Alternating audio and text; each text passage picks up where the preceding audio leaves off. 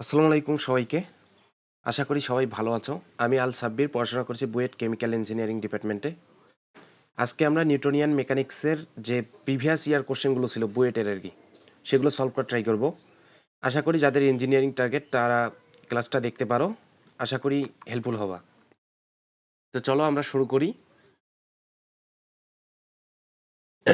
আজকের প্রথম ম্যাথ, এটা বলছে যে 1.5 কেজি ভরের একটা মডেল হেলিকপ্টারের আদি গতিবেগ 5 মিটার পার সেকেন্ড। একটা সময় দিছে এত, না, 2 সেকেন্ড সমতরণে চলার পর তার গতিবেগ এত হয়। এ সময় প্রযুক্ত বলের মান কত? আচ্ছা ভাই, বল আমরা কি জানি? বল হচ্ছে এপি ইকুয়াল এম এ কি জানি ভাই? এ হচ্ছে V minus you by T. কারণ এটাকে যদি আমরা ভেক্টর আকারে লিখতে যাই তাহলে ত্বরণটাকে ভেক্টর আকারে নিতে হবে। আবার ত্বরণকে যখন ভেক্টর নিব তখন কি বেগগুলাকেও ভেক্টর আকারে নিতে হবে। ভর দেওয়া আছে 1.5 কেজি। ভি যে ভেক্টরটা, ভি ভেক্টরটা কত দেওয়া? শেষ বেগ 6i plus 12j minus U আদিবেগ হচ্ছে 5j। নিচে কি সময়? সময় হচ্ছে কি 2 সেকেন্ড সমতরণে চলছে। তাহলে এখান থেকে আমরা হিসাব করে যেটা পাবো সেটা আমাদের অ্যান্সার হবে, ঠিক আছে? 1.5 2 সেকেন্ড আছে, এটা মুছাই দেই। সেকেন্ড তো আমরা এককটা এখানে না দিলেও হবে। এখানে কত আসতেছে? 2। এখানে মনে করো 6i প্লাস 7j। এখান থেকে বাকিটা ক্যালকুলেশন করা যাবে আর কি। তো এই যে এটা পাইলাম, এটা হচ্ছে কি আমার বলের ভেক্টর সহ আর কি, একটা ভেক্টর আকার, ভেক্টর রূপ। এভাবে রেখে দিলেও হবে। এখান থেকে আমরা মানে যেতে পারবো আবার, তবে এখানে রেখে দেওয়াই ভালো। দেখো ভাই, আরেকটা ম্যাথ, যেটা হচ্ছে কি 150 গ্রাম ভরের একটা cricket ball 12 metre per second বেগে গতিশীল হয়। একটি ব্যাট দ্বারা আঘাত করার ফলে বলটি 20 মিটার পার সেকেন্ড বেগে ফিরে আসে। বলটির উপর ক্রিয়ারত বলের আঘাতের সময়কাল 0.01 সেকেন্ড। বলটির উপর ব্যাটের গড় বল কত? আচ্ছা ভাই, বলটা, আচ্ছা বল হচ্ছে তোমার ভরবেগের পরিবর্তনটা MV minus mu by T. এখানে দেখো ভর দেওয়া আছে, বেগ দেওয়া আছে, আদি বেগ দেওয়া আছে, আবার কত বেগে ফিরে আসছে সেটা দেওয়া আছে। তাহলে এখান থেকে আমরা এই টার্মগুলো পেয়ে যাব। আবার সময়ও দেওয়া আছে। তাহলে ভাই খুবই ইজি। মানে এখানে কাহিনীটা হয়েছে এরকম।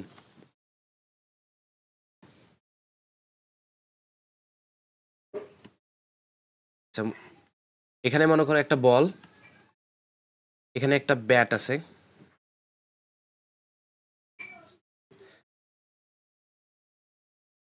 এখানে তোমার বলটা গেছে তোমার 12 মিটার পার সেকেন্ড বেগে গেছে, ঠিক আছে?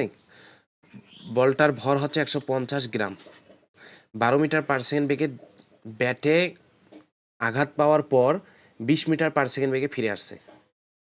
ফিরে আসছে কত? 20 মিটার পার সেকেন্ড, ঠিক আছে? 20 মিটার পার সেকেন্ড। আর সময়কাল এখানে যে ক্রিয়া করছে, এখানে যে সময়কালটা, সময়কালটা হচ্ছে 0.01 সেকেন্ড সময় ক্রিয়া করছে। তাহলে এখন দেখো, এম তো নিব, এম হচ্ছে কত? 150 গ্রাম। 150 গ্রামকে যদি কেজিতে নেই তাহলে 0.15 কেজি আসবে। 0.15 কেজি এম। এখানে ভি দেখো, ভি হচ্ছে শেষ বেগ। শেষ বেগ হচ্ছে -20, ঠিক আছে? কারণ কি, আমরা যদি ডান দিকটাকে প্লাস ধরি, এই যে ডান দিক, এই দিকটাকে যদি প্লাস নেই তাহলে এই দিকটাকে কি মাইনাস নেব, বামটাকে কি মাইনাস নেব, অবশ্যই বামটা মাইনাস হবে। এখন দেখো, তাহলে এর শেষ বেগ হচ্ছে কি 20, বাম দিকে -20 নিলাম, মাইনাস এটা হচ্ছে কি সূত্রে মাইনাস, আদিবেগ কত? 12, ঠিক আছে? MV minus mu by T সময় হচ্ছে 0.01 সেকেন্ড। এখান থেকে ভাই যদি আমরা শুধু বলের মানটা নিয়ে কাজ করি তাহলে শুধু মানটা নিতে পারি।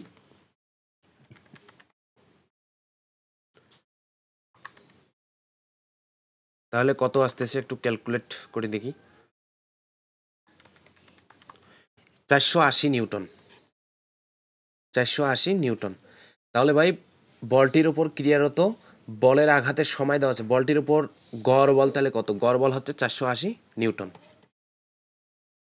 ঠিক আছে, নেক্সট ম্যাথ দেখি ভাই। তোমাদের এটা যদি বুঝতে সমস্যা হয় তাহলে তোমরা রিপিট করে দেখতে পারো।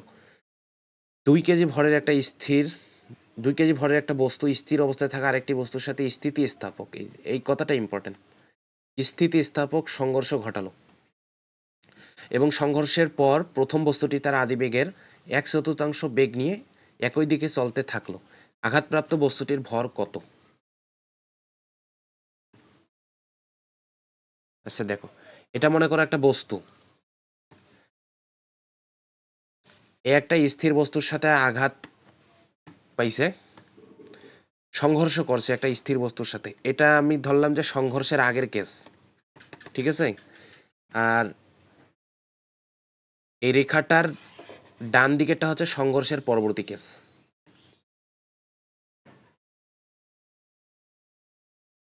এটা মনে করো সংঘর্ষের পরবর্তী কেস। এখন দেখো বলছে কি 2 কেজি ভর, এটা হচ্ছে কি 2 কেজি, এটা 2 কেজি, 2 কেজি, এটা হচ্ছে সংঘর্ষের আগে।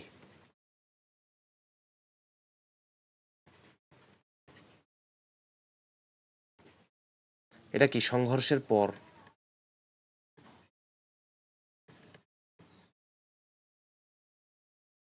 পর 2 কেজি ভরের একটা বস্তু, এই বস্তুটা কি বলছে স্থির অবস্থায়, তার মানে কি এর U2, এটা যদি আমরা 1 নাম্বার বস্তু ধরি, এটা 2 নাম্বার বস্তু, এটা 1 নাম্বার বস্তু, এটা 2 নাম্বার বস্তু, এটা হয়েছে এই জায়গায় আর কি সংঘর্ষ করছে, এটা আমি দিলাম না, এই জায়গায় সংঘর্ষ করছে, ঠিক আছে, এই জায়গায় আর কি সংঘর্ষের ঘটনাটা। তাহলে এটা হচ্ছে দ্বিতীয় বস্তু স্থির অবস্থায়, তার মানে এর বেগটা কত ছিল? 0 ছিল, কারণ এটা স্থির ছিল। স্থিতিস্থাপক সংঘর্ষ ঘটালো, সংঘর্ষের পর প্রথম বস্তুটি, এই যে প্রথম বস্তুটা, ধরো এই প্রথমে কি U1 বেগে যাচ্ছিল, U1 বেগে যাচ্ছিল, U1 বেগে একে ধাক্কা দিছে। প্রথম বস্তুটি তার আদিবেগের 1/4 বেগ, তাহলে এর যে ধাক্কা খাওয়ার পর সংঘর্ষ করার পর যে বেগটা অর্জন হয় সেটা হচ্ছে কি 1/4 U1, 1/4 বেগ নিয়ে একই দিকে চলতে থাকলো, মানে তখন পর্যন্ত সংঘর্ষের পর ও দিকটা কি সেম ছিল। আঘাতপ্রাপ্ত বস্তুটির ভর, এই যে এ আঘাত দিছি, আঘাত দেয়, আর আঘাতপ্রাপ্ত হচ্ছে এ হচ্ছে কি আঘাতপ্রাপ্ত,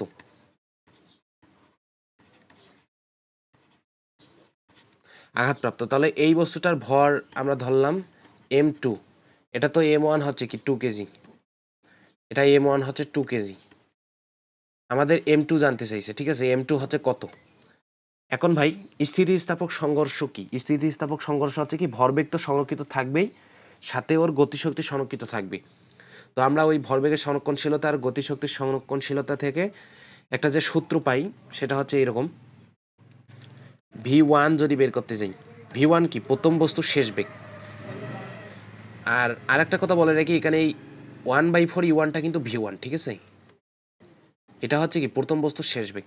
V1 আমরা কি জানি, M1 প্লাস M2, আমি যখন থিওরি পড়াইছিলাম তখন এই সূত্রটার প্রুফ দেখাইছিলাম, M1 প্লাস M2, এখানে কি দেবো M1 minus M2 U1 plus 2M2 U2, ঠিক আছে।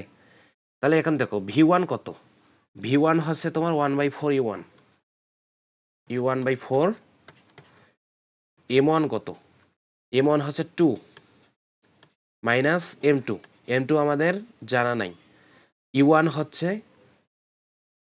আচ্ছা U1 ও জানা নাই, U1 আমরা ধরে নিছি যে এর আদিবেগ U1 ছিল, নিচে কি থাকবে 2 প্লাস M2।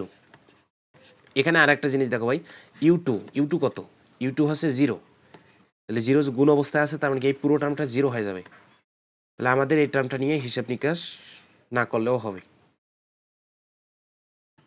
তাহলে দেখো ভাই এখানে এখন আমরা এটা যে ক্যালকুলেটরে 1 সমীকরণ 1 আননোন দ্বারা সরাসরি হিসাব করতে পারি। এখানে শুধু আমাদের একটা আননোন থাকতেছে কারণ U1 কাটা যাচ্ছে, তাহলে M2 কত আসে, M2 আসে 1 সমীকরণ 1 আননোন দিয়ে যদি আমরা করি 2 মাইনাস x2 প্লাস,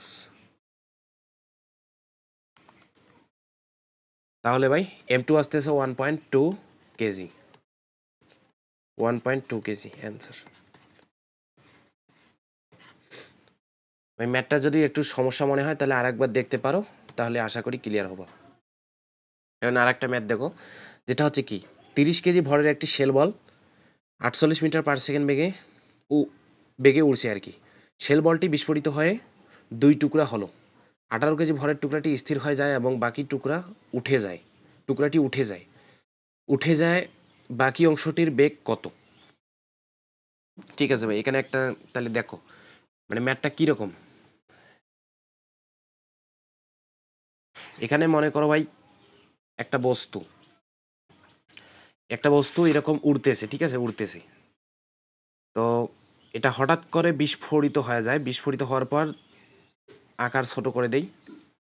আর একটা মনে করো এখানে একটু আকার বড় করে দিই, একটা বড় একটা ছোট।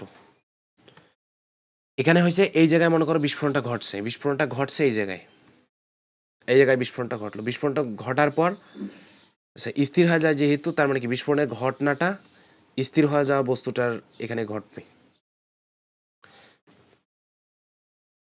এই বস্তুটার ভর হচ্ছে 30 KG, 30 KG.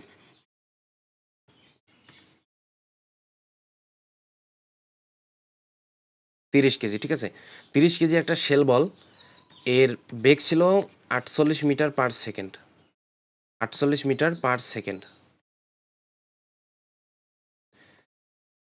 48 metre per second বেগে উঠতেছিল।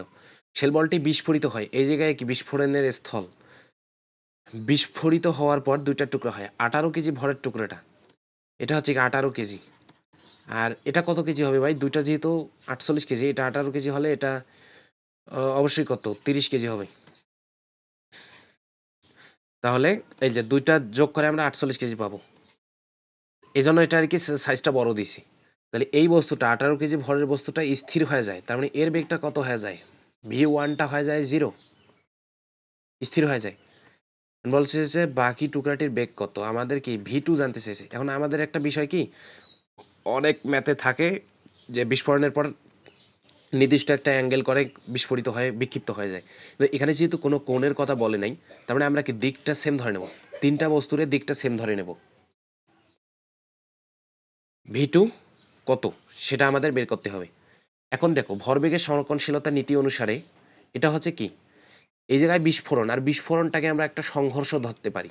এটা হচ্ছে সংঘর্ষের আদি অবস্থা, এটা হচ্ছে সংঘর্ষের পরবর্তী অবস্থা।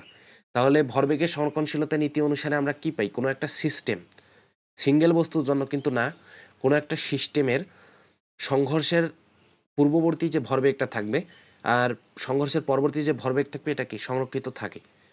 তাহলে এই ক্ষেত্রে তোমার ভরবেগটা কত আসতেছে, 30, 48, এটা হচ্ছে তার আদি ভরবেগ। পরবর্তী ভরবেগ যদি দুইটা বস্তু হয়ে গেছে, দুইটা বস্তুর জন্য যদি নির্ণয় করি 48 m1, ভি কত, ভি হচ্ছে 0 প্লাস এখানে 30, এখানে তোমার v2, এখান থেকে আমরা v2 বের করতে পারবো। তাহলে কি যে বাকি যে বস্তুটা ছিল সেটা কত বেগে গেছে সেটা আমরা বের করতে পারবো। তাহলে v2 হচ্ছে 48 মিটার, 48 মিটার পার সেকেন্ড বেগে কি গেছে। ঠিক আছে, এটা হচ্ছে অ্যান্সার।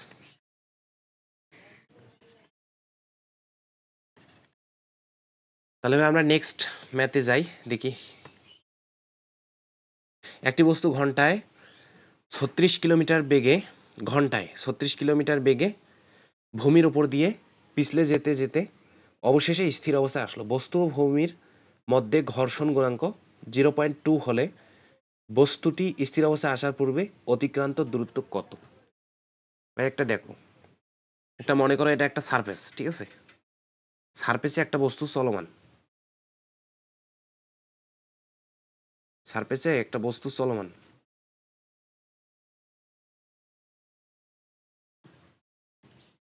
আচ্ছা দেখো, একটা বস্তু মনে করো সারফেসে চলমান আছে, ঠিক আছে।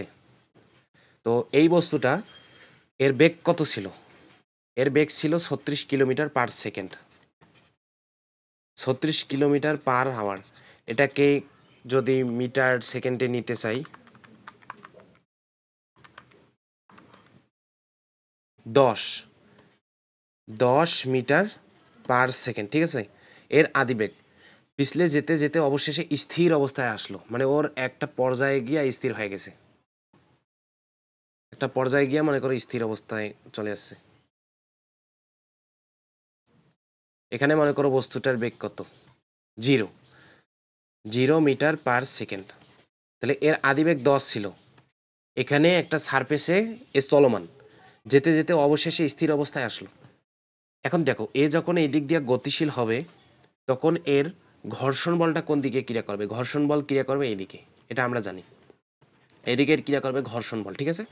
আর যেহেতু এ স্থির হয়ে গেছে, এখান থেকে চলমান শেষে স্থির হয়ে গেছে, তার মানে এর এই ঘর্ষণ বলটা কার্যকর, ঘর্ষণ বলটা পিছনের দিকে ক্রিয়া করছে, এই জন্য এর বেগটা কি, একটা নির্দিষ্ট বেগ ছিল 10, সেটা কমতে কমতে 0 হয়ে গেছে, ঠিক আছে। এখন বলছে যে এই যে দূরত্বটা, আমাদের এই দূরত্বটা হচ্ছে এস, এস কত। আবার এখানে দেখো যে ঘর্ষণ গুণাঙ্ক, আমাদের যে ঘর্ষণ গুণাঙ্ক 0.2, এই সারফেসে যে ঘর্ষণ গুণাঙ্ক সেটা দেওয়া আছে 0.2। এখন এখানে আর একটা বিষয় বলে রাখি, ঘর্ষণ গুণাঙ্ক তো দুই প্রকার হইতে পারে। ঘর্ষণ গুণাঙ্ক একটা তলে যদি হয় তাহলে কি স্থিতি ঘর্ষণ গুণাঙ্ক আর গতীয় ঘর্ষণ গুণাঙ্ক হইতে পারে। কখন কোনটা খাটাবো, যখন বস্তুটা স্থির অবস্থায় থাকবে তখন ওর অ্যাক্টিভ থাকবে স্থিতি ঘর্ষণ গুণাঙ্ক, আবার যখন বস্তুটা গতিশীল তখন ওর গতীয় ঘর্ষণ গুণাঙ্কটা কি অ্যাক্টিভ থাকবে। এখন যেহেতু বস্তুটা এখানে গতিশীল, তাহলে এর এই যে ঘর্ষণ গুণাঙ্ক যেটা দেওয়া আছে এটা হচ্ছে কি গতীয় ঘর্ষণ গুণাঙ্ক, গতীয় ঘর্ষণ গুণাঙ্ক, এটা হচ্ছে গতীয় ঘর্ষণ গুণাঙ্ক। এখন দেখো এই যে বস্তুটা আছে, এখন আমাদের ভি দেওয়া আছে, ইউ দেওয়া আছে, আবার সরণটা জানতে চাইছি, তাহলে আমরা কি জানি ভি স্কয়ার হচ্ছে কি you square plus 2a s, ঠিক আছে, 2a s। এখন ত্বরণ যদি ঋণাত্মক হয় তাহলে আমরা সাইন সহ বসাবো, এই জন্য আর কি সূত্রে এখানে মাইনাস না দিলেও হবে, আমরা ত্বরণের মানটা মাইনাস সহ বসালে যদি ত্বরণটা ঋণাত্মক হয়, অর্থাৎ সরণের বিপরীতে ত্বরণ হইলে ওটা অটোমেটিক্যালি ভেক্টর রূপে চলে যায় আর কি। তো এক্ষেত্রে ভি দেওয়া আছে, ভি আমাদের জানা 0, ইউ দেওয়া আছে এর আদিবেগ 10, এস আমাদের বের করতে হবে। এখন এটা কিভাবে পাবো, ঠিক আছে। এখন দেখো এখানে যে ঘর্ষণ বলটা ক্রিয়ারত, এই ঘর্ষণ বলটা আমরা কিভাবে বের করতে পারি, এখানে একটা রিয়াকশন আছে না, এখানে এইটুকু অংশ আমি এখানে এক্সট্রা ভাবে নিতে চাই। দেখো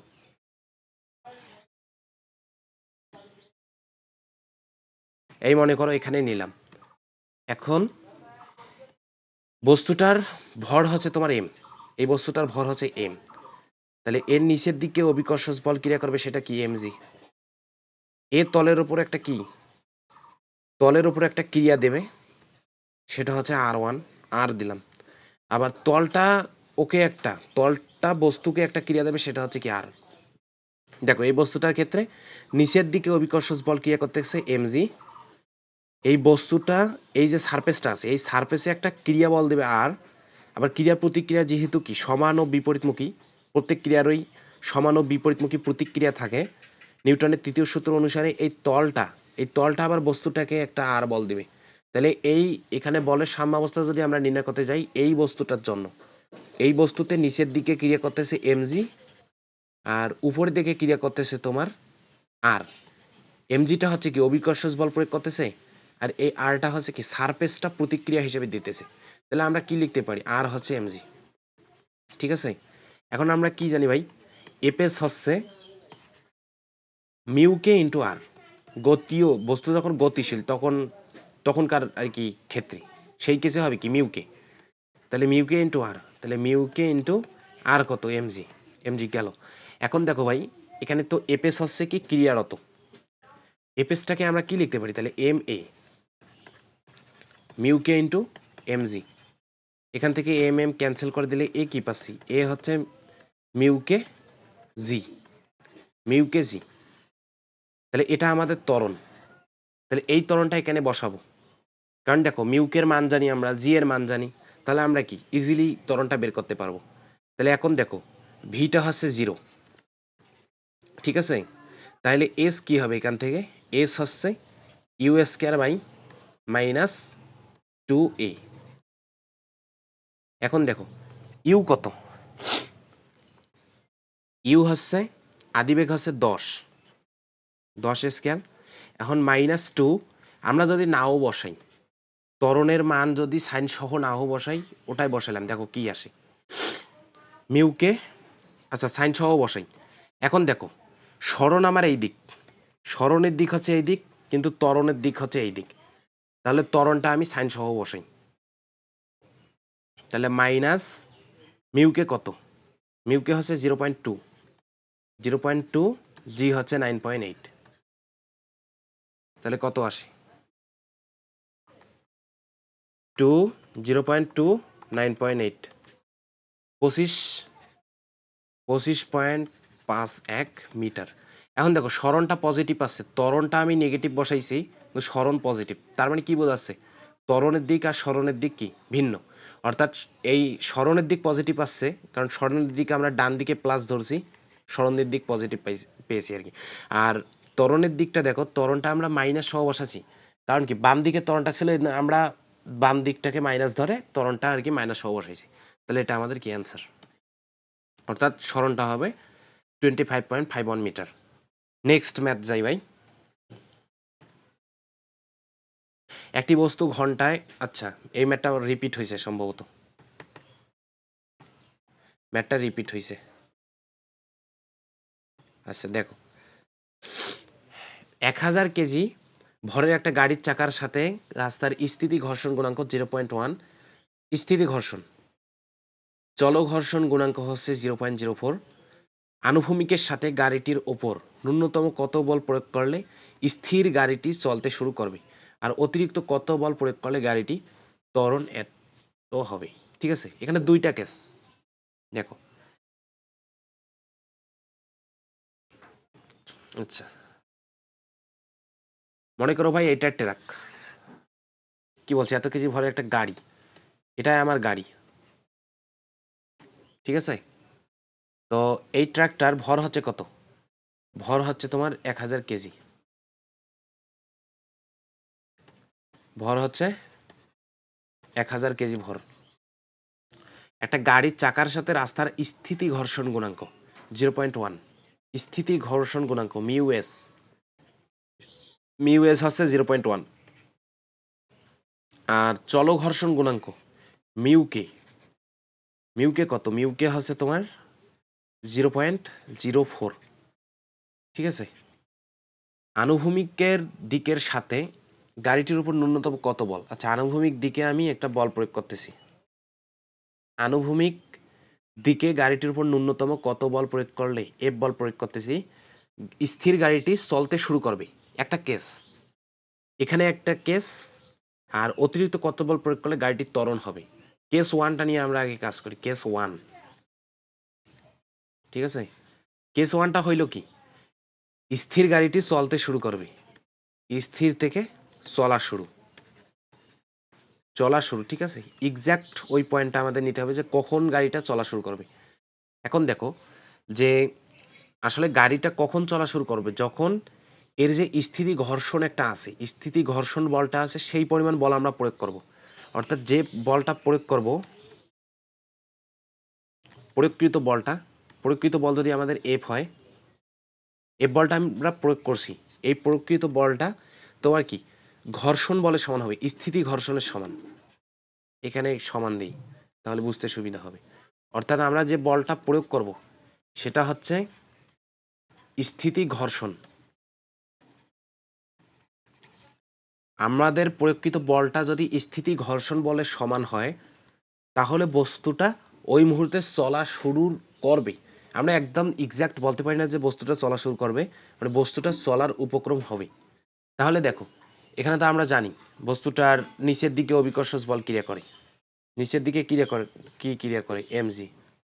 আর এর যে একটা ওই যে তলে যে একটা ক্রিয়া দেবে আর, আবার তল একে ক্রিয়া দেবে আর, প্রতিক্রিয়া দেবে আর, তাহলে আমরা এখানে সরাসরি তলের প্রতিক্রিয়াটা লিখে নিই, ঠিক আছে, আর এমজি।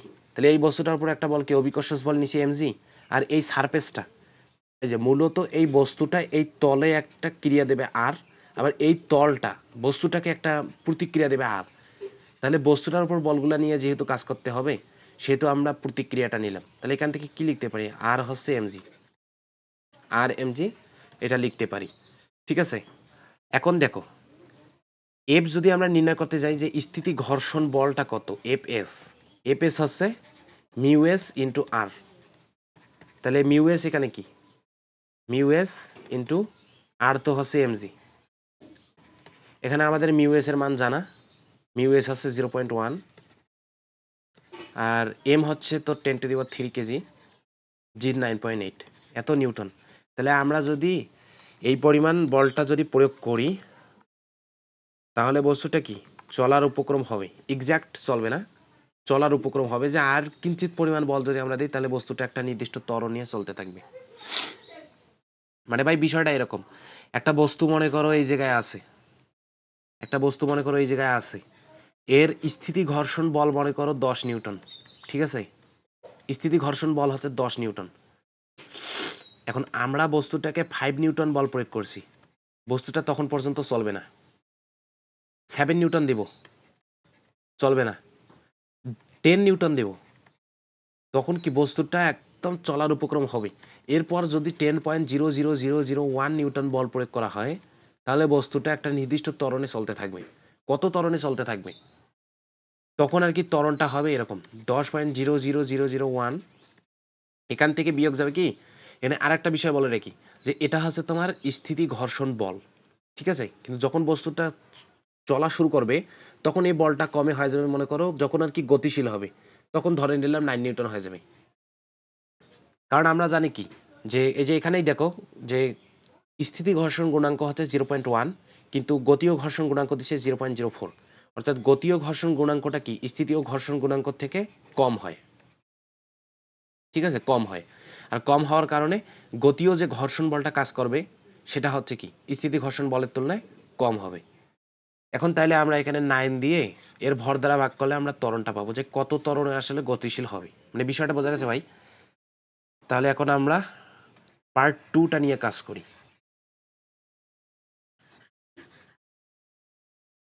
কেস 2টা নিয়ে কাজ করি। দেখো কেস 2 এ কি হয়েছে,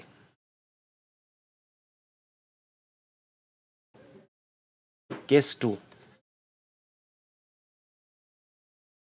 কেস 2 দেখো, কেস 2 হচ্ছে একটা নির্দিষ্ট ত্বরণে কি চলমান, কেস 2 তে একটা নির্দিষ্ট ত্বরণে চলমান আছে।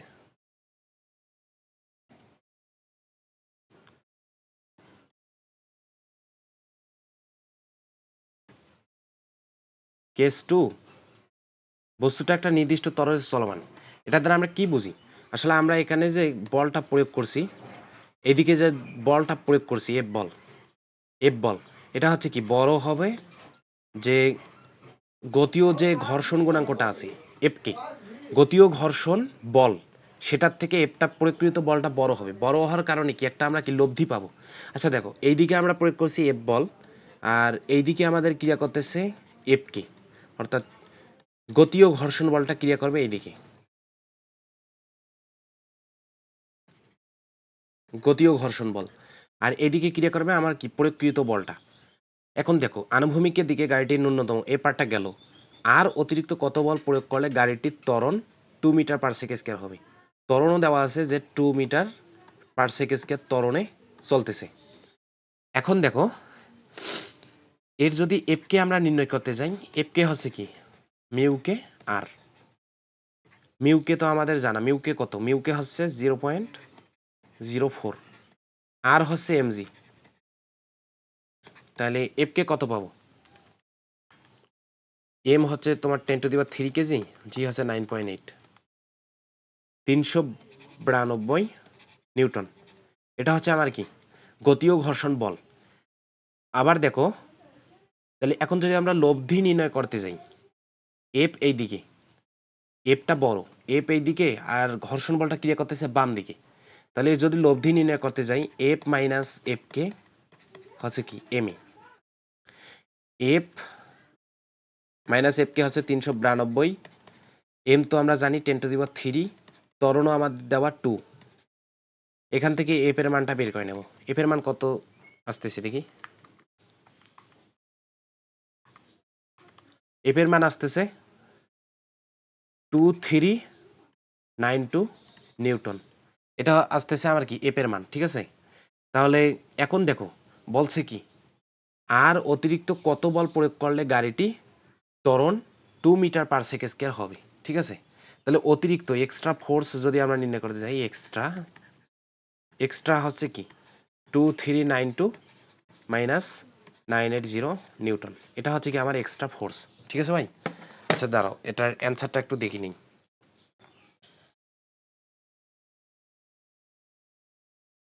অ্যান্সারটা দেখি কত আসে। 8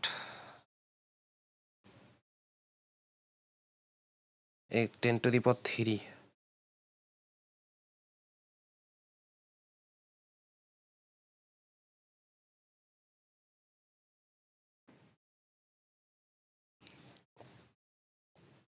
আচ্ছা ঠিক আছে, এটা যে ক্যালকুলেশনে ভুল হলেও পরে বোঝা যাবে বিষয়টা। আচ্ছা ঠিক আছে 2392, ঠিক আছে, আমাদের ক্যালকুলেশন ঠিক আছে। তাহলে আমরা নেক্সট ম্যাথ দেখি। এটা হচ্ছে তোমার 10⁻, আচ্ছা 1000 কেজি ভরের একটা গাড়ির চাকা ও রাস্তার মধ্যে স্থিতি ঘর্ষণ সহগ ও গুণাঙ্ক 0.8। গাড়িটি সর্বোচ্চ কত ঢালু রাস্তায় পিছলিয়ে না পড়ে থেমে থাকতে পারবে। আচ্ছা ভাই দেখো, এখানে মনে করো একটা ঢালু রাস্তা, ঠিক আছে, এটা একটা ঢালু রাস্তা। তো এখানে একটা গাড়ি আছে, গাড়িকে আমরা এটা গাড়ি নিলাম। আচ্ছা দেখো,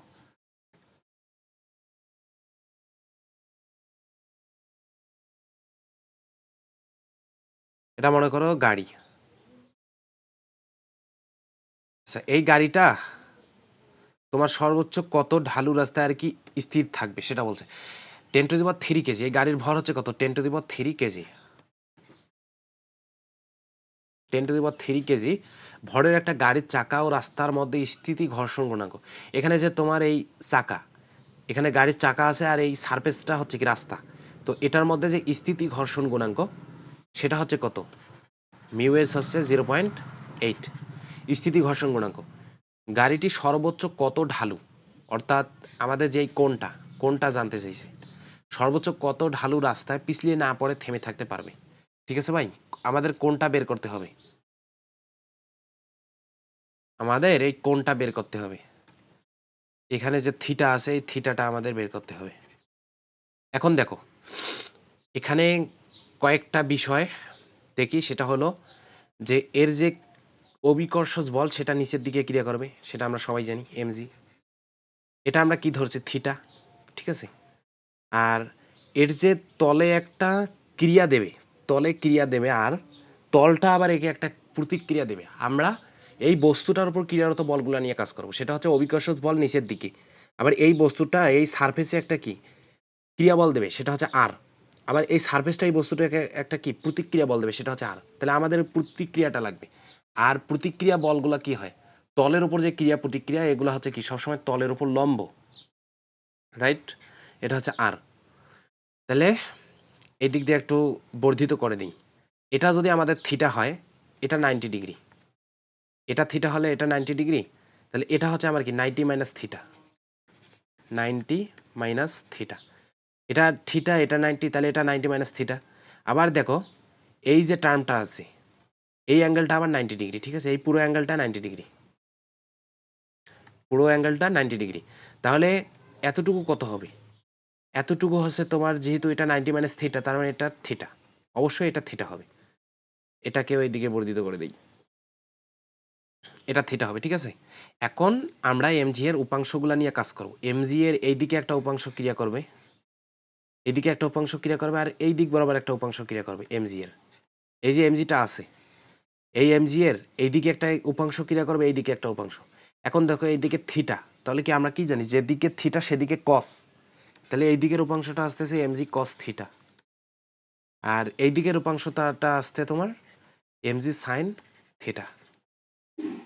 ঠিক আছে, এখন দেখো, এখন যদি আমরা তলের লম্ব দিকে যদি উপাংশ নেই, তলের লম্ব দিক বরাবর বলগুলা নিয়ে যদি কাজ করি, এখানে কি আমাদের শর্ত কি বলছে, গাড়িটি সর্বোচ্চ কত ঢালু রাস্তায় পিছলিয়ে না পড়ে থেমে থাকতে পারবে। তার মানে এখানে কি সাম্যাবস্থায় আছে, যতগুলা বল ক্রিয়া করতেছে সাম্যাবস্থায় আছে, সাম্যাবস্থায় আছে। ঠিক আছে, তলের লম্ব বরাবর যে বলগুলো আছে সেগুলোও কি সাম্যাবস্থায় আছে।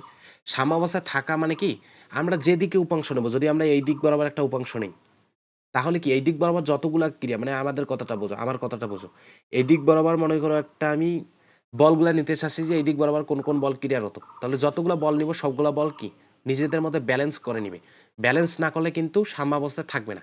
অর্থাৎ কোনো একদিকে যদি বল বেশি হয় তাহলে ওই দিক বরাবর বস্তুটা কি ত্বরণ নিয়ে গতিশীল হওয়ার কথা, কিন্তু বস্তুটা সাম্যাবস্থায় আছে মানে কি অসংখ্য দিকে আমরা নিতে পারি, প্রতিটা দিকে ওর কি সাম্যাবস্থায় আছে। তাহলে তলের লম্ব বরাবর আমরা নিলাম, স্ট্যান্ডার্ড কয়েকটা দিকে আমরা কাজ করি, একটা হচ্ছে তলের লম্ব আর একটা তলের সমান্তরাল। ঠিক আছে, তাহলে তলের লম্ব বরাবর যদি নেই, তলের লম্ব বরাবর এই যে এটা হচ্ছে তল, এখানে উপরে ক্রিয়ারত হচ্ছে আর, আর এই দিক বরাবর ক্রিয়ারত হচ্ছে এমজি কস থিটা। ঠিক আছে, তাহলে আমরা কি লিখতে পারি, আর হচ্ছে এমজি কস থিটা, এটা একটা ইকুয়েশন পাইলাম আমরা। আবার দেখো বস্তুটা এখানে কি এমজি সাইন থিটা নিচের দিকে, তো তোমাদের কথা এমজি সাইন থিটা নিচের দিকে আত্মবল ক্রিয়া করতেছে না, তাহলে বস্তুটা কি এদিক বরাবর নিচে নেমে যাওয়ার কথা, কিন্তু আসলে এই দিকে তোমার স্থিতি ঘর্ষণ গুণাঙ্ক ক্রিয়ারত। আচ্ছা, এই কথাটা মুছাই দিই, এখানে তোমার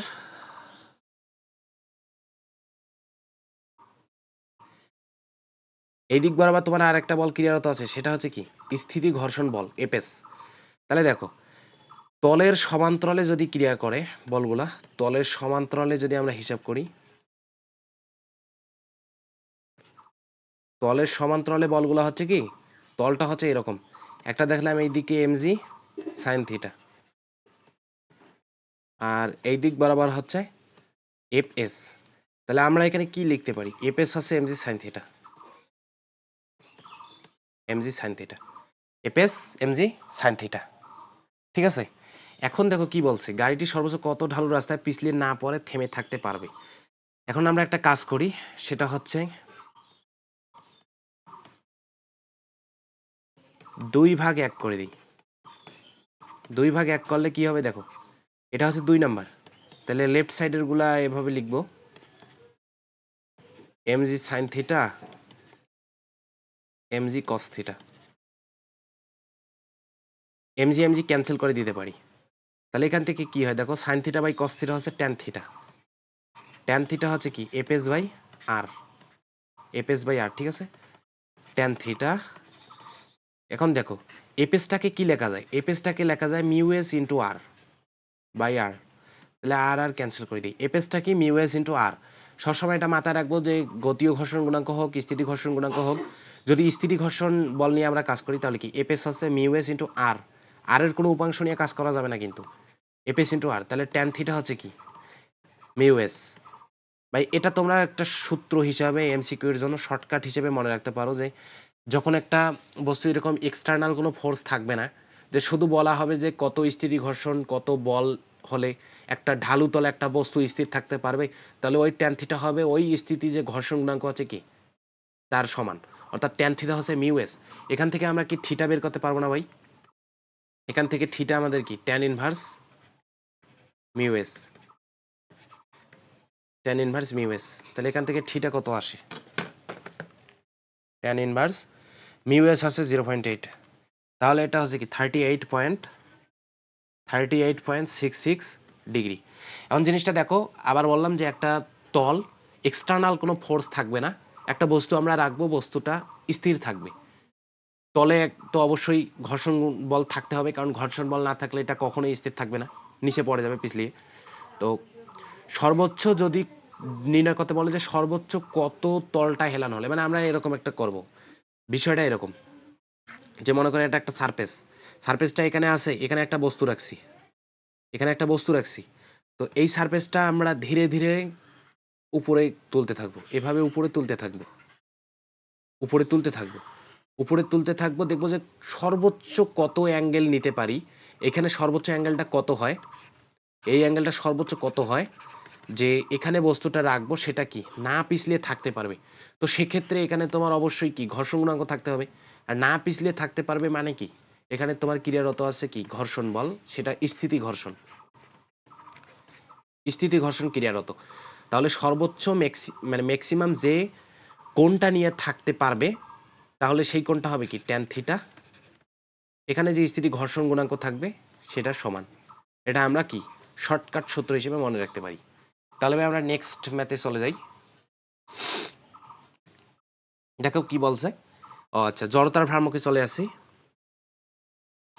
0.5 কেজি ভর বিশিষ্ট একটা মিটার স্কেল, একটা মিটার স্কেল 0.5 কেজি ভর, 20 সেন্টিমিটার চিহ্নিত দাগের লম্ব অক্ষের সাপেক্ষে মিটার স্কেলটির ঘূর্ণনের জড়তার ভ্রামক নির্ণয় করো। স্কেলটি পাতলা কি রড, এটা হচ্ছে কি স্কেলটা হচ্ছে ভাই একটা রড, ঠিক আছে। রড, রড আমরা এভাবে কল্পনা করতে পারি, রডকে আমরা দণ্ড হিসেবে কল্পনা করতে পারি, রড তো একটা দণ্ডই। তো এক্ষেত্রে মনে করো এটা হচ্ছে তোমার মিটার স্কেল, ঠিক আছে, এটা হচ্ছে মিটার স্কেল। আচ্ছা 1 মিটার, এর দৈর্ঘ্য হচ্ছে 1 মিটার, 100 সেন্টিমিটার, রাইট, 100 সেন্টিমিটার। তাহলে এখানে তোমার এইভাবে দাগান্বিত থাকবে, এটা হচ্ছে তোমার 100 সেন্টিমিটার। তো এটা যদি তোমার 0 হয়, আর এটা তাহলে হবে কত 50 মিডল পয়েন্ট, আর এটা হবে 100, ঠিক আছে। তাহলে এটার দৈর্ঘ্য কত আসতেছে 100 সেন্টিমিটার। আমরা এগুলা কিসে নিলাম, এগুলা কিন্তু মাথায় রাখো, এগুলা সেন্টিমিটারে নিছি, ঠিক আছে, সেন্টিমিটারে নিছি। তাহলে এখন দেখো স্কেলটার ভর হচ্ছে কত, এই যে মিটার স্কেলটা ছিল, মিটার স্কেল বলতে মিটার যে রডটা ছিল এটার ভর হচ্ছে 0.56 কেজি, 0.56 কেজি বলছে। আচ্ছা দেখো একটা দণ্ড, আমরা কি জানি থিওরিতে কিন্তু পড়ছি যে একটা দণ্ডের তোমার জড়তার ভ্রামক হয় কি না, একটা দণ্ডের ভরকেন্দ্র, ভরকেন্দ্র হবে তোমার মধ্যবিন্দুতে, ঠিক আছে, এটা হচ্ছে তোমার ভরকেন্দ্র। এই ভরকেন্দ্রের সাপেক্ষে যে অক্ষটা আছে এই অক্ষের সাপেক্ষে যদি জড়তার ভ্রামক নির্ণয় করি সেটা আমরা কি দিব আইজি, ঠিক আছে। এখন বলছে কি 20 সেন্টিমিটার দাগান্বিত দাগের লম্ব অক্ষের সাপেক্ষে মিটার স্কেলটির ঘূর্ণন জড়তা নির্ণয় করো। এখন দেখো 20 সেন্টিমিটার ধরলাম আমি এইখানে, এটা যেহেতু 50 তাহলে 20 এখানে হবে, 20 এখানেই হবে। তাহলে আমাকে বলছে এই 20 সেন্টিমিটারে যে একটা অক্ষ কল্পনা করব, এই অক্ষের সাপেক্ষে আমার জড়তার ভ্রামক কত, ঠিক আছে, জিনিসটা মাথায় নাও কিন্তু। এখন আমরা নর্মালি যে ম্যাথগুলো করি, নর্মালি ম্যাথগুলো করি সেটা হচ্ছে ভর কেন্দ্রে অক্ষ থাকে, সেখানে সে অনুযায়ী আমরা সূত্র জানি, সূত্র অনুযায়ী করতে পারি। যা আমাদের যদি আইজি নির্ণয় করতে বলে, একটা দণ্ডের মধ্যবিন্দুতে যদি অক্ষ থাকে তাহলে তার জড়তার ভ্রামক কি হয় 1/12 ml স্কয়ার, এটা হয়। কিন্তু এখন আমাকে বলছে কি মধ্যবিন্দুতে দেয় নাই অক্ষটা, অক্ষটা দিছে আমার কি 20 সেন্টিমিটার দাগাঙ্কিত অংশে। তাহলে আমরা একটা উপপাদ্য পড়ছিলাম যে লম্ব অক্ষ উপপাদ্য, লম্ব অক্ষ উপপাদ্য। তাহলে লম্ব অক্ষ উপপাদ্য কি বলে ভাই, কোনো একটা এক্সটার্নাল যদি অক্ষ নেই, যে সুষম অক্ষ, সুষম অক্ষ বলতে বোঝাচ্ছি যে ভরকেন্দ্রে নাই বা প্রান্তে, আমরা জানি যে প্রান্তে যদি থাকে, প্রান্তে থাকলে কি হবে 1/3 ml স্কয়ার, 1/3 ml স্কয়ার, ওটা প্রান্তে থাকলে। আর একটা দণ্ডের যদি মধ্যবিন্দুতে থাকে তাহলে 1/12 ml স্কয়ার। কিন্তু আমাদের এখানে প্রান্তেও দেয় নাই, মধ্যবিন্দুতেও দেওয়া নাই, একটা একটা আলাদা একটা জায়গায় দিছে যে সেখানকার সাপেক্ষে আমার জড়তার ভ্রামকটা নির্ণয় করতে হবে। তাহলে সেই ক্ষেত্রে আমাদের কি করতে হবে, সেই ক্ষেত্রে আমাদের লম্ব অক্ষ উপপাদ্য, সমান্তরাল অক্ষ উপপাদ্য এগুলো চিন্তা করতে হবে। আচ্ছা সরি, এখানে লম্ব অক্ষ উপপাদ্য না, এটা হবে তোমার কি সমান্তরাল অক্ষ উপপাদ্যের ম্যাথ, সমান্তরাল, সমান্তরাল অক্ষ উপপাদ্য। কারণ দেখো সমান্তরাল অক্ষ উপপাদ্যটা আমাদের কি বলে, যদি আমরা বাহ্যিক কোনো অক্ষের সাপেক্ষে জড়তার ভ্রামক নির্ণয় করতে যাই এবং সেই অক্ষটা যদি ভরকেন্দ্রগামী অক্ষের সাথে সমান্তরাল হয়, দেখো এই অক্ষটা ভরকেন্দ্রগামী, এই অক্ষ আর এই অক্ষ কিন্তু সমান্তরাল, সমান্তরাল আছে, ঠিক আছে, সমান্তরাল হয় শর্তটা মানছে, তাহলে আমরা কি তাদের মধ্যবর্তী দূরত্বটা আমাদের জানি, তাহলে আমরা জড়তার ভ্রামক বের করতে পারবো কিভাবে দেখো এই অক্ষটাকে ধরলাম আমি কি ধরো এই অক্ষটাকে ধরলাম এক্স অক্ষ ঠিক আছে তাহলে আই এক্স যদি নির্ণয় করতে যাই আই এক্স হচ্ছে আমার কি প্রথমে ভরকেন্দ্রগামী অক্ষের সাপেক্ষে জড়তার ভ্রামকটা নিতে হবে প্লাস পুরো স্কেলের ভর নিব এম তারপর দেখো এই যে এদের যে মধ্যবর্তী যে দূরত্ব আছে সেই দূরত্বটা নেব সেই দূরত্বটা যদি আমার এইচ হয় সেই দূরত্ব যদি আমার এইচ হয় তাহলে এম এইচ স্কয়ার ঠিক আছে তাহলে আবার দেখো যে ভরকেন্দ্রগামী নয় আবার প্রান্তগামী নয় মানে আমরা যে সূত্রগুলো জানি সেই সূত্রের বাইরে যদি কোনো অক্ষ দেয় তাহলে সেটা অবশ্যই আমাদের চিন্তা করতে হবে যে হয় সেটা সমান্তরাল অক্ষ উপপাদ্য না হলে সেটা কি লম্ব অক্ষ উপপাদ্য কারণ আমাদের ইন্টার লেভেলে ইন্টিগ্রেশন করে তোমার জড়তার ভ্রামক বের করার কোনো ম্যাথ দিবে না ঠিক আছে যদি তোমাদের সূত্রের বাইরে যায় তাহলে সমান্তরাল অথবা লম্ব অক্ষ উপপাদ্যে যাবে এখন যেহেতু আমাদের এখানে সমান্তরাল অক্ষ উপপাদ্য অনুসারে তোমার ভরকেন্দ্রগামী অক্ষের সাপেক্ষে জড়তার ভ্রামক লাগবে প্লাস স্কেলের ভরটা নিব আর যে অক্ষের সাপেক্ষে নির্ণয় করব সেই অক্ষটা ভরকেন্দ্রগামী অক্ষের মধ্যবর্তী যে দূরত্ব সেই দূরত্বের বর্গ নিব এখন কথা হইল এই তাদের মধ্যবর্তী দূরত্বটা কত এখন দেখো এখানে স্কেলটা আর একবার আঁকি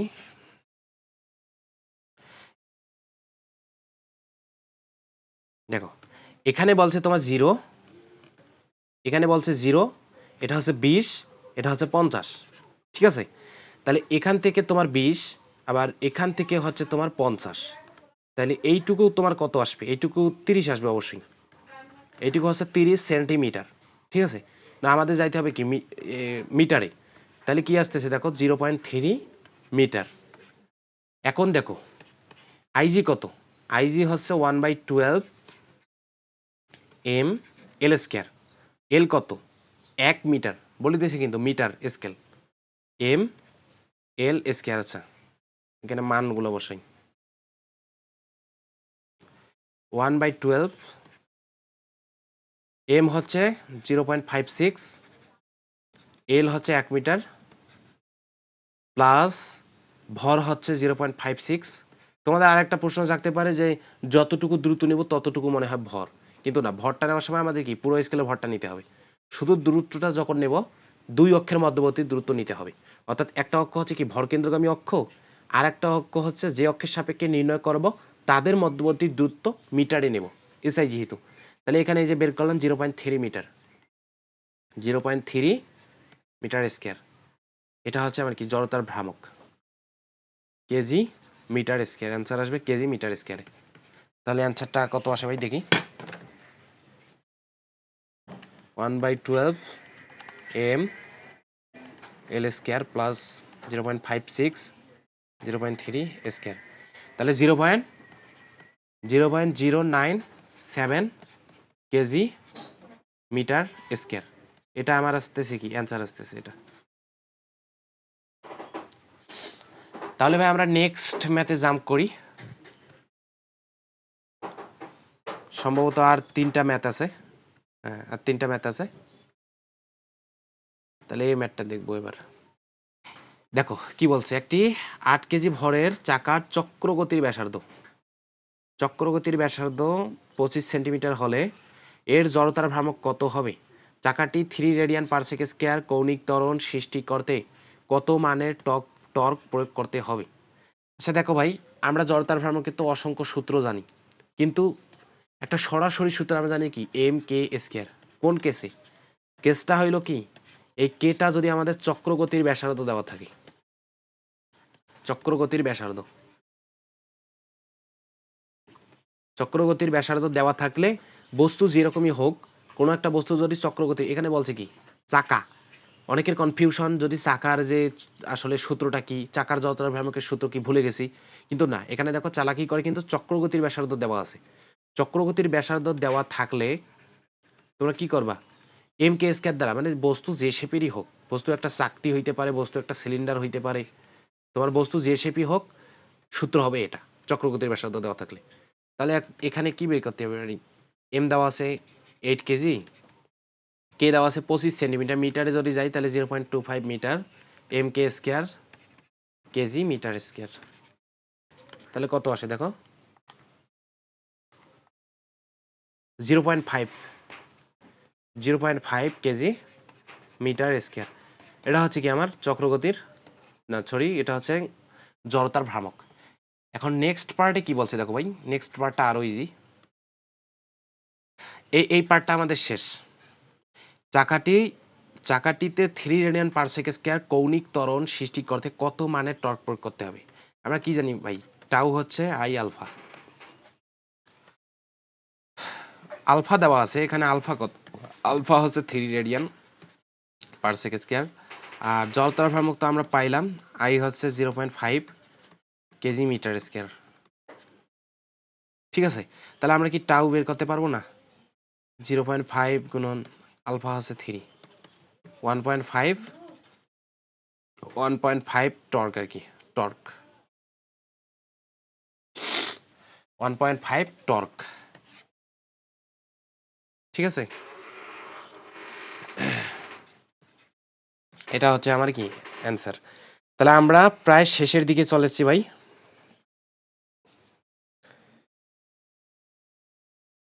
একদম শেষের দিকে চলে এসেছি। আচ্ছা, টর্কের একক তোমরা টাউ দিতে পারো, আবার newton metre. Newton metre newton metre দেওয়াটাই ভালো দেখায়, নিউটন মিটার। কারণ কি দেখো ভাই, টাউ হচ্ছে কি আর ক্রস এফ, আমরা একটা জানি না যে টাউ হচ্ছে আর ক্রস এফ। ঠিক আছে, এফ এর এখান থেকে আমরা যদি নিউটন নেই, আর আর এখান থেকে যদি মিটার নেই, তাহলে এখান থেকে ইউনিটটা কি লিখতে পারি? Newton metre, newton metre. আচ্ছা, নেক্সট ম্যাথ আমরা দেখি। এই ম্যাথটা খুবই ইম্পর্টেন্ট ভাই, এটা একদম কনসেপচুয়াল একটা ম্যাথ, খুব ইম্পর্টেন্ট একটা ম্যাথ কিন্তু। কারণ এই ম্যাথটায় কয়েকটা কনসেপ্ট ক্লিয়ার হবে, বেশ কয়েকটা কনসেপ্ট ক্লিয়ার হবে। দেখো ম্যাথটা ভালো করে দেখো। বলছে কি 7 মিটার উঁচু হতে 2 কেজি ভরের একটা পিতলের নিরেট গোলক। এই যে এই ভাষাগুলো ধরা খুব ইম্পর্টেন্ট, কারণ আমাদের যেহেতু জড়তার ভ্রামকের ব্যাপার স্যাপার আছে, তো নিরেট গোলক, ফাঁপা গোলক, এই ব্যাপারগুলো আমাদের বুঝতে হবে, কারণ এক একটার জন্য এক এক রকম সূত্র। 7 মিটার উঁচু থেকে 2 কেজি ভরের একটা পিতলের নিরেট গোলক একটা নতি তল গড়াতে গড়াতে ভূমিতে এসে পড়ে।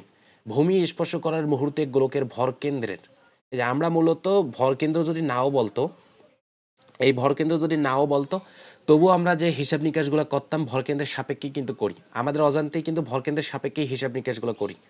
ভর কেন্দ্রের গতিশক্তি, কৌণিক গতিশক্তি কত ছিল, জি এর মান দেওয়া আছে। এখন ম্যাথের ভাষ্য মতে এখানে একটা তোমার তল আছে, এখানে একটা তল আছে, ঢালু তল। ঠিক আছে, ঢালু তল আছে, ঢালু তলের উচ্চতা কত দেওয়া হয়? ঢালু তলের উচ্চতা দেওয়া তোমার 7 মিটার। এই যে উচ্চতাটা আছে, এই উচ্চতাটা হচ্ছে কি 7 মিটার। 7 মিটার উঁচু হতে একটা বস্তু, 2 কেজি ভরের একটা বস্তু নিব। ঠিক আছে, দেখো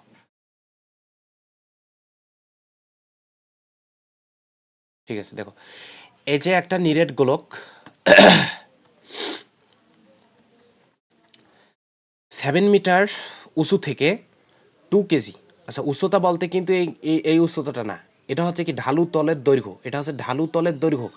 আর এই যে আমরা নিচে এই খাড়া, এটা হচ্ছে উচ্চতা। এটা হচ্ছে নিরেট গোলক একটা নতি তল বেয়ে গড়াতে গড়াতে ভূমিতে এসে পড়ে। নিরেট গোলক এর ভর কত? এর ভর হচ্ছে 2 কেজি, দেওয়া আছে 2 কেজি। গড়াতে গড়াতে ভূমিতে এসে পড়ে। ভূমি স্পর্শ করার মুহূর্তে গোলকের ভর কেন্দ্রের গতিশক্তি কত? আচ্ছা, ভূমি স্পর্শ করার মুহূর্তে ওর গতিশক্তি নেওয়া লাগবে। এখন দেখো, এটা মনে করো ও ভূমি স্পর্শ করছে, ঠিক আছে, এখানে ভূমি স্পর্শ করার মুহূর্ত, এটা আমি বোঝাচ্ছি ভূমি স্পর্শ করার মুহূর্ত। 7 মিটার উঁচু থেকে 2 কেজি ভরে একটা নিরেট গোলক একটা নতি তলে গড়াতে গড়াতে ভূমিতে এসে পড়ে। ভূমি স্পর্শ করার মুহূর্তে গোলকটির ভর কেন্দ্রের গতিশক্তি ও কৌণিক গতিশক্তি কত ছিল? আচ্ছা ভাই, এখন দেখো আমরা যদি শক্তির সংরক্ষণশীলতা নীতি অনুসারে যাই, একটা বস্তু এইখানে আর কি তোমার বিভব শক্তি ছিল mgh, বিভব শক্তি প্লাস এর গতিশক্তি, যেহেতু আমরা স্থির অবস্থা থেকে ছেড়ে দিছি, তাহলে এর গতিশক্তি হচ্ছে 0।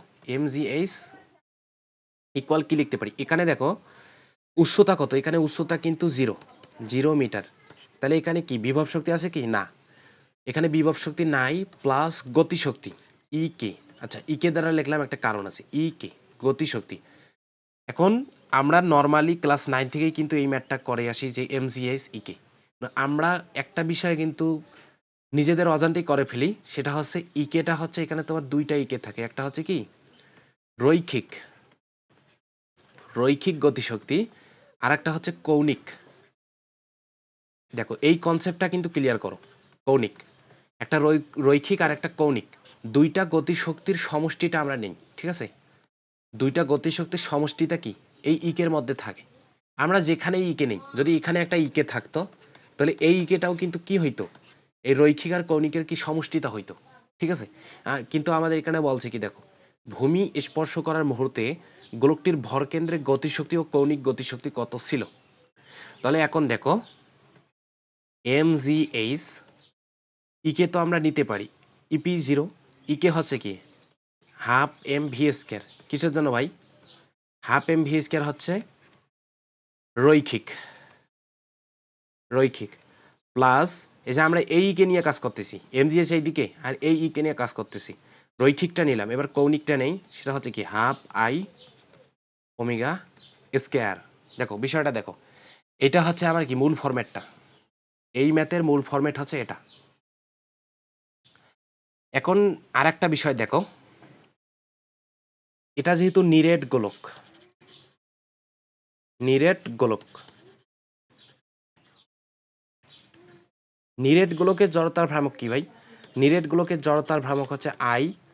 নিরেট গোলক, আচ্ছা বস্তুটা যখন ঘুরবে তখন আসলে কোন কোন কোন অক্ষের সাপেক্ষে ঘুরবে একটা জিনিস চিন্তা করো, অক্ষটা হবে তোমার এটা। দেখো জিনিসটা বোঝা যায় কিনা, এই যে অক্ষটা আছে এই অক্ষের সাপেক্ষে কিন্তু বস্তুটা ঘুরবে, অর্থাৎ ওর ভরকেন্দ্রগামী অক্ষের সাপেক্ষে গোলকটা ঘুরে ঘুরে পড়তেছে। তাহলে বস্তুটা নিরেট, সরি গোলকটা নিরেট, তাহলে এর জড়তার ভ্রামক কি হবে 2/5 এম আর স্কয়ার, ঠিক আছে? M R square. এখন তাহলে দেখো আমরা তো এর রৈখিক গতিশক্তিটা পেয়েছি, রৈখিক গতিশক্তি পেয়েছি। এখন কৌণিক গতিশক্তিটাকে আমরা এই ফরম্যাটে নিয়ে যাব, অর্থাৎ এখানে যে আই আছে ওমেগা আছে এইগুলাকে কনভার্ট করে আমরা কিসে নিয়ে যাব, এম আর ভি এর আকারে নিয়ে যাব। তাহলে এখান থেকে দেখো রৈখিক গতিশক্তি না কৌণিক গতিশক্তি নিয়ে যদি আমরা কাজ করতে যাই, তাহলে ইকে যদি নেই, ইকে টু আসছে, কৌণিকটাকে আমরা ইকে টু দ্বারা প্রকাশ করি আর রৈখিকটাকে ইকে ওয়ান দ্বারা প্রকাশ করি, সমস্যা নেই। ইকে টু যদি নিতে চাই তাহলে হাফ আই ওমেগা স্কয়ার। এখন দেখো হাফ আই কত পেয়েছি, আই হচ্ছে 2/5 এম আর স্কয়ার। এখন দেখো ওমেগা, ওমেগাকে আমরা কি লিখতে পারি, ভি ইজ ইকুয়াল ওমেগা আর।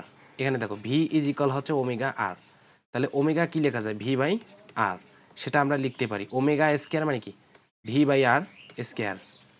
তাহলে এখানে টু টু ক্যান্সেল করা যায়, M R square by 5, M R square by 5 into V square by R square. এই আর স্কয়ার ক্যান্সেল, তাহলে কি আসে দেখো 1/5, এম তো আছে, এমটা এখানে লিখে নিই, আচ্ছা এম তো এখানে আছে, এম ভি স্কয়ার। তাহলে এটা কি আমার, এটা হচ্ছে আমার কৌণিক গতিশক্তি, কৌণিক গতি শক্তি, এটা হচ্ছে আমার কৌণিক গতি শক্তি 1/5 এম ভি স্কয়ার। তাহলে ভাই এই জায়গায় আমি, আচ্ছা নেক্সট পেজে যাই, দেখো জিনিসটা দেখো আরেকবার বোঝাই। এখানে এমজিএইচ আছে বিভব শক্তি প্লাস গতি শক্তি 0, আর এই ভূমিতে শক্তি সংরক্ষণশীলতা নীতি অনুসারে বিভব শক্তি 0 কিন্তু গতি শক্তি আছে। গতিশক্তির মধ্যে ইনক্লুড কি কি, রৈখিক গতিশক্তি আর কৌণিক গতিশক্তি দুইটাই কিন্তু ইনক্লুড, ঠিক আছে? এমজিএইচ এখন রৈখিক গতিশক্তি হচ্ছে half M V square plus কৌণিক গতিশক্তি হচ্ছে হাফ আই ওমেগা স্কয়ার। এখন এই ফরম্যাটটা কি, আই আর ওমেগা যা আছে এটাকে আমি ইন্টারচেঞ্জ করে এম আর ভিতে নিয়ে যাওয়ার ট্রাই করব। সেজন্য এখানে নিরেট গোলক হিসেবে জড়তার ভ্রামক হচ্ছে 2/5 এম আর স্কয়ার, তারপর ইকে টু দ্বারা আমি কৌণিক গতিশক্তি বোঝাচ্ছি half I omega square, I এর মান বসাইলাম 2/5, ওমেগা হচ্ছে কি ভি বাই আর, সেটা বসানোর পর শেষে কৌণিক গতিশক্তি পেয়েছি 1/5 এম ভি স্কয়ার। এখন আমি এই মানটা এখানে বসাবো, কারণ কি এইটা ইন্টারচেঞ্জ করে তো এটা পেয়েছি। তাহলে নেক্সট একটা পেজ নেই। এখন দেখো তাহলে এমজিএইচ হচ্ছে রৈখিক গতিশক্তি হচ্ছে half M V square plus 1/5 M V square. ঠিক আছে, এখন দেখো ভাই এম প্রতিটাতে আছে, এম ক্যান্সেল করে দিতে পারি। এম যদি ক্যান্সেল করে দেই, এখান থেকে কি আমি ভি এর মানটা বের করতে পারবো না? ভি এর মানটা যদি বের করতে যাই, দেখো G H V square common নিলে 1/2 1/5, এখান থেকে সবগুলার মান জানি। জি এর মান 9.8, উচ্চতা দেওয়া আছে সম্ভবত 7 মিটার। দেখো উচ্চতা 7 মিটার দেওয়া আছে, তাহলে আমরা এখান থেকে কি মানটা বের করতে পারবো। ঠিক আছে, আমরা মান বের করতে পারবো। তাহলে এখান থেকে ভি এর মান যদি বের করতে যাই, জি এইচ বাই 1/2 প্লাস 1/5 এর উপর রুট দিলে আমরা কি ভি এর মানটা বের করতে পারবো। তাহলে ভি এর মানটা দেখি বের করে কত আসে। 9.8, উচ্চতা 7 মিটার, নিচে হচ্ছে 1/2 প্লাস 1/5। তাহলে ভাই দেখো এটা আসতেছে তোমার 9.89 মিটার পার সেকেন্ড। এটা হচ্ছে আমার বেগ। এখন চাইছে কি, চাইছে গোলকটির ভরকেন্দ্রের গতিশক্তি, ভরকেন্দ্রের গতিশক্তি ও কৌণিক গতিশক্তি কত। এখন দেখো ভরকেন্দ্রের গতিশক্তি ইকে, ইকেটা কি আসলে, ইকে হচ্ছে এমজিএইচ। তাহলে এখানে দুইটা কেস আছে, দুইটা কেসে এবার ধীরে ধীরে করে ফেলবো। ভরকেন্দ্রের গতিশক্তি,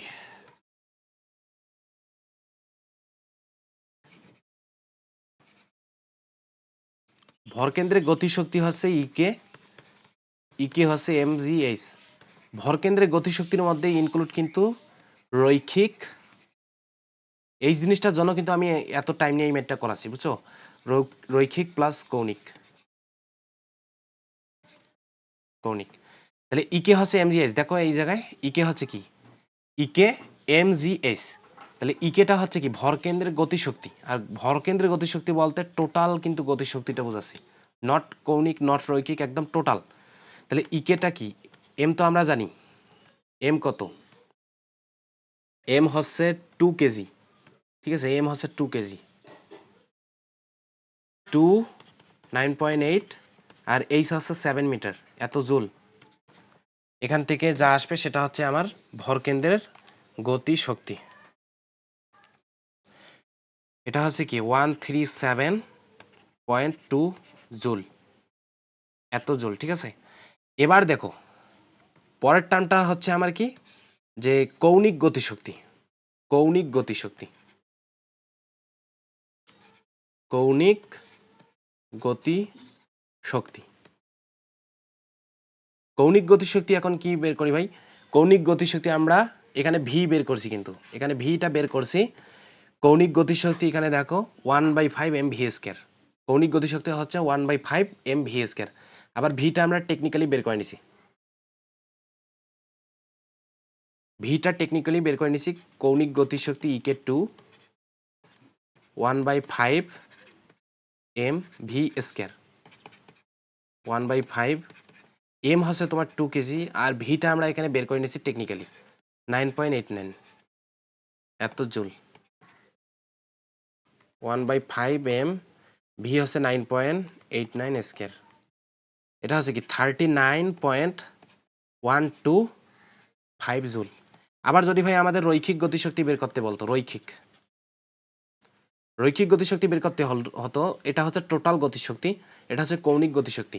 এটা থেকে এটা বিয়োগ দিলে কিন্তু আমরা রৈখিকটা পাবো, কিন্তু আমরা নর্মালি হিসাব করে যোগ করে দেখি যে এটা মেলে কিনা। ঠিক আছে, রৈখিক গতিশক্তি হচ্ছে ইকে 1 হাফ এম ভি স্কয়ার। তাহলে কত আসে দেখি, 0.5 এম হচ্ছে 2, ভি হচ্ছে 9.89 স্কয়ার, এটা আসতেছে 97.81 জুল। আচ্ছা ভাই দুইটা টোটাল করে দেখি, ইকে টোটাল,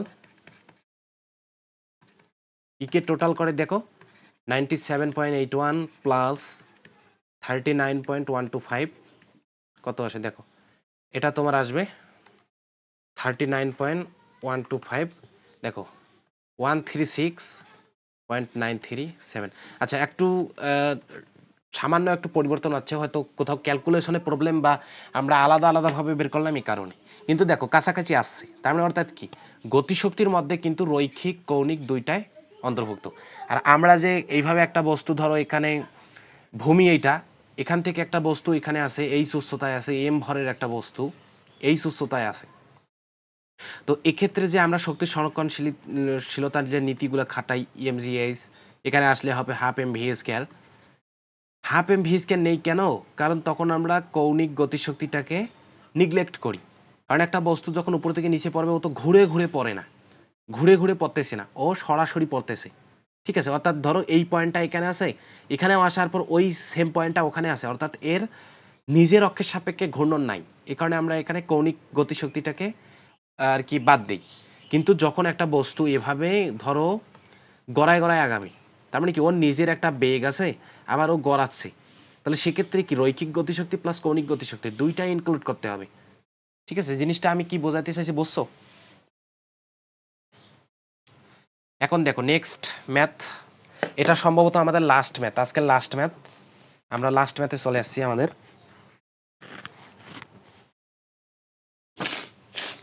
এটা আমাদের লাস্ট ম্যাথ। দেখো এটাও জড়তার ভ্রামক রিলেটেড একটা ম্যাথ। 4, 5, 6, আচ্ছা, একক ভরের তিনটি কণার স্থানাঙ্ক দেওয়া আছে। তার মানে কি তিনটা স্থানাঙ্ক দেওয়া মানে কি, এটা হচ্ছে 3D। ঠিক আছে, এক্স ওয়াই জেড এক্সিস নিতে হবে, তিনটা তোমার স্থানাঙ্ক দেওয়া আছে যেহেতু। জেড অক্ষের সাপেক্ষে জড়তার ভ্রামক ও চক্রগতির ব্যাসার্ধ নির্ণয় করো। এখন দেখো, তাহলে আমরা 3 ডাইমেনশনাল একটা স্ট্রাকচার আঁকি।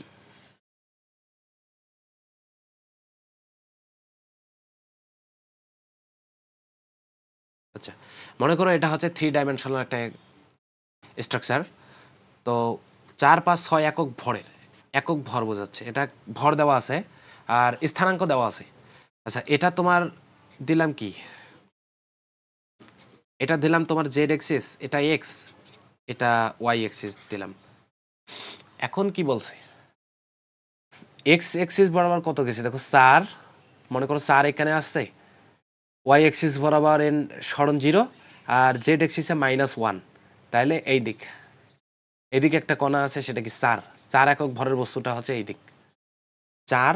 আচ্ছা, স্থানাঙ্কগুলো দিই, তাহলে এটার স্থানাঙ্কটা কত আসছে 4, 0, -1। এখানে আর একটা বিষয় বলে রাখি, সেটা হচ্ছে যে স্থানাঙ্কের বিষয়ে একটু টেকনিক্যালি নেই। 4, 0, -1। আচ্ছা, তাহলে এটার স্থানাঙ্ক হচ্ছে আমার কি 4, 0, -1। দ্বিতীয় বস্তুটা হচ্ছে কি 3, 3, -2, -3, 3, তারপর -2, দেখো 3 এখানে আসলাম, মনে করো 3, তারপর -2, ওয়াই এক্সিসে আসছে এতটুকু, -2, তারপর হচ্ছে 3, তার মানে উপরের দিকে উঠবো, এখানে উঠবো। দেখো এর চলার পরটা দেখো, এই দিক, এই দিক, তারপর এই দিক। ঠিক আছে, আর এটার হচ্ছে কি এই দিক, কারণ ওয়াই এক্সিস এর সরণটা নাই, এক্স ওয়াই তলে আর কি কণাটার অবস্থান। তাহলে এটার স্থানাঙ্ক তোমার কি 3, -2, 3, তারপর বলছে কি 2, 1, 4, 2, তারপর মনে করো এইখানে 2, 1, 2, 1, 4, এখানে আসলাম 2, আসলাম এখানে ওয়াই এক্সিসে 1 আসছি, 1 আর 4, এই যে নিলাম, মনে করো এটা হচ্ছে 4, তাহলে এটা আসতেছে কি 2, 1, 4। এখানে যে বিষয়টা দেখো, বলছে কি প্রতিটা হচ্ছে জেড অক্ষের সাপেক্ষে তাদের জড়তার ভ্রামক। তার মানে কি সিস্টেমটা এরকম, যে এটা যদি তোমার জেড অক্ষ হয়, এটা হচ্ছে জেড অক্ষ, এই অ্যাক্সিসটা মনে করে নিলাম এটা হচ্ছে জেড অক্ষ, তাহলে একটা কণা যে এখানে আছে, কণাটা এইভাবে কি রোটেট করবে, তা রোটেট করার সময় তোমার এই জেড অক্ষের সাপেক্ষে তোমার জড়তার ভ্রামক বের করতে হবে, জেড অক্ষের সাপেক্ষে। তাহলে জেড অক্ষের সাপেক্ষে যদি জড়তার ভ্রামক বের করি, তাহলে এটা তো একটা কণা, কণা, আর আমরা কি জানি কণার জড়তার ভ্রামক হয় কি, আই হচ্ছে এম আর স্কয়ার, এটা হচ্ছে কি কণার জড়তার ভ্রামক। ঠিক আছে, জেড অক্ষের সাপেক্ষে যদি জড়তার ভ্রামক নির্ণয় করি, তাহলে আমার কি জেড পক্ষ থেকে তার কণাটার দূরত্ব নেওয়া লাগবে। এখানে এখন একটা জিনিস দেখো, যে জেড অক্ষের সাপেক্ষে যদি তোমার জড়তার ভ্রামক নির্ণয় করা লাগে তাহলে কোন কোন তলের দূরত্বগুলো নেওয়া লাগতে পারে। একটা কণা মনে করো এটা এক্স, এটা ওয়াই, এটা জেড। এক্স অক্ষে এতটুকু আসছে, ওয়াই অক্ষে এতটুকু আসলো। এই সারফেসটা চিন্তা করো, এই রেখাটা কিন্তু এক্স ওয়াই তলে আছে, রেখাটা এক্স ওয়াই তলে আছে। তারপর ও জেড এক্সিসে এই এতটুকু গেছে, ঠিক আছে, জেড এক্সিসে এতটুকু গেছে। আচ্ছা, এটা পিকচারটা মনে হয় একটু ক্লিয়ার হইল না, একটু বড় করে আঁকি তাহলে বোঝা যাবে। তা জিনিসটা দেখো, এটা মোছাই দেয় কারণ এটা আপাতত লাগতেছে না।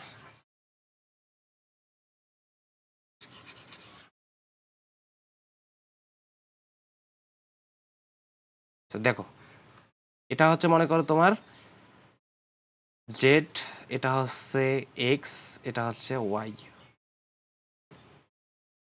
এটা হচ্ছে জেড, এটা হচ্ছে এক্স, এটা হচ্ছে ওয়াই, ঠিক আছে। এখন দেখো, একটা কণা মনে করো এক্স এক্সিসে এতটুকু আসছে, স্থানাঙ্ক নির্ণয় করি, এক্স এক্সিসে এতটুকু, ওয়াই এক্সিস বরাবর এতটুকু আসলো। তাহলে এই রেখাটার চলার পথ যদি আমরা নির্ণয় করি, এটা দেখো এই রেখাটা কিন্তু এক্স ওয়াই তলে, ঠিক আছে, এই রেখাটা এক্স ওয়াই তলে আছে। তারপর জেড এক্সিসে ধরলাম এতটুকু গেছে। আচ্ছা, জেড এক্সিসে মনে করো এই এতটুকু পরিমাণও পথ গেছে। ভালো করে জিনিসটা মাথায় ঢোকা, একবার বুঝলে হয়ে যাবে। তাহলে এতটুকু যে গেছে, এতটুকু এর এক্স এক্সিস বরাবর অতিক্রান্ত পথ, এতটুকু যে আসছে এতটুকু হচ্ছে ওর ওয়াই এক্সিস বরাবর অতিক্রান্ত পথ। এইখানে আছে কণাটা, এই কণাটা জেড এক্সিসের সাপেক্ষে রোটেট করবে, জেড এক্সিসের সাপেক্ষে রোটেট করবে। কণাটা তোমার জেড এক্সিসের সাপেক্ষে যদি রোটেট করে, তাহলে আমার দরকার এই দূরত্ব। একটা কণার জড়তার ভ্রামক আমরা কি জানি, এম আর স্কয়ার, ঠিক আছে, এম আর স্কয়ার। এই দূরত্বটা আমার কি, আর, ঠিক আছে। তাহলে আমার কণাটার ভর তো দেওয়া আছে, আমার লাগবে কি, আর লাগবে। কারণ আর দেখো, এখানে তোমার এই যে দূরত্বটা, এই এক্সিস আর এই এক্সিসটা কিন্তু সমান্তরাল।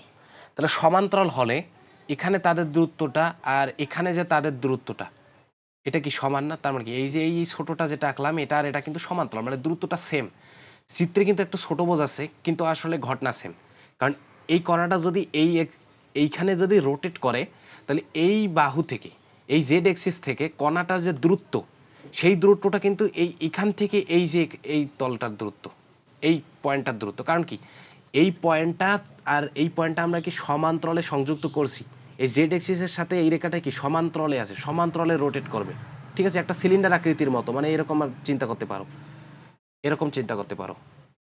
মনে করো এই যে এইভাবে আছে, ঠিক আছে, একটা সিলিন্ডার শেপে ও ঘুরতেছে, ঠিক আছে, সিলিন্ডার শেপে কণাটা এইভাবে ঘুরতেছে। তাহলে এখান থেকে যে দূরত্ব আর এই দূরত্বটা সেম, তাহলে আমরা কি লিখতে পারি দেখো তো, আর স্কয়ার হচ্ছে কি X square plus Y square. তাহলে আর কি লিখতে পারি, root over X square plus Y square. তাহলে ভাই এখান থেকে একটা জিনিস শিখলাম যে আরটা কি, আসলে জেড এক্সিস থেকে কণাটার দূরত্ব, জেড এক্সিস থেকে কণাটার দূরত্ব হচ্ছে root over X square plus Y square.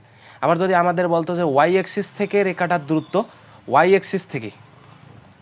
Axis থেকে রেখার দূরত্ব যদি আমরা নির্ণয় করতাম, ওয়াই এক্সিস থেকে যদি ওই কণাটার দূরত্ব নির্ণয় করতাম, আচ্ছা দেখো, ওয়াই এক্সিস থেকে যদি রেখাটার দূরত্ব নির্ণয় করতাম, তাহলে ওয়াই